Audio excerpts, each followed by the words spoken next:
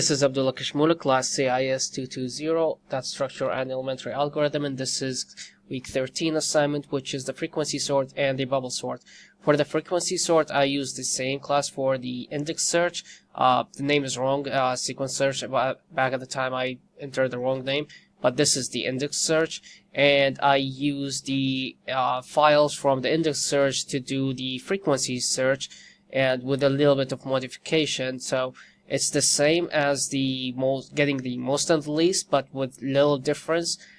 Instead of trying to find the most common and least common, I already know that I have something that is the most common is going to be 8 and the least common is going to be 1. So I created eight different lists.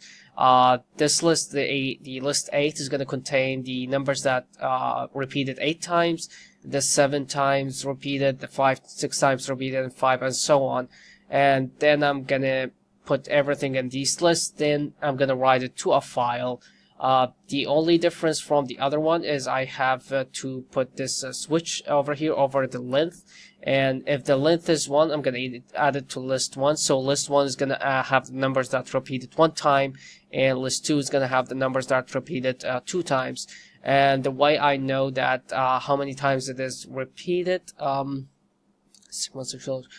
just going to look at these numbers. These numbers represent the position that the number appeared, and it was created in the sequential the index search at the beginning. So I'm not going to create it again. I'm just going to use it to create a frequency search, a frequency sort. So I'm just going to count these numbers, and I'm going to put them in the right place. And after running this class, what it's going to do is going to save them to a file, which is this one called frequency sort.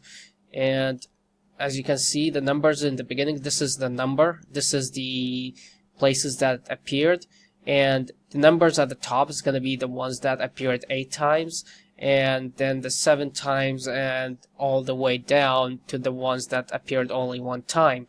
And the time it took to create that was 0.218 seconds, which is really fast.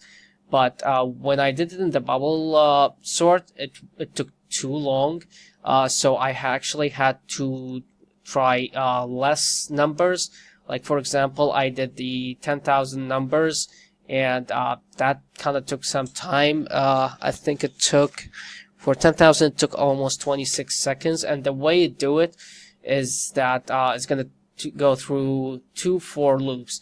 The first one is going to, every time the first one is done, that means high numbers placed at the end of the list. And the second one is just going to keep swapping whenever it sees a big number that is next to a small number. It's going to keep swapping it to the right until it put it at the end of the list. And every time this one's finished, is gonna add 1 to this, which is going to ignore the last number over here.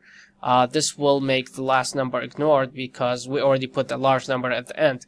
And for 10,000 numbers, it took about 29 seconds, or let's say 30 seconds, which is a long time. I tried the whole list, but it takes too long that I cannot finish it. So I had to try different numbers, and I ended up with this graph over here.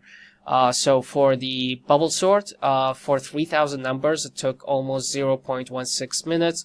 Let's go to 10,000 numbers, 0.43. 15,000 numbers is going to take 1 minute and a half. 20,000 numbers is going to take almost 4 minutes.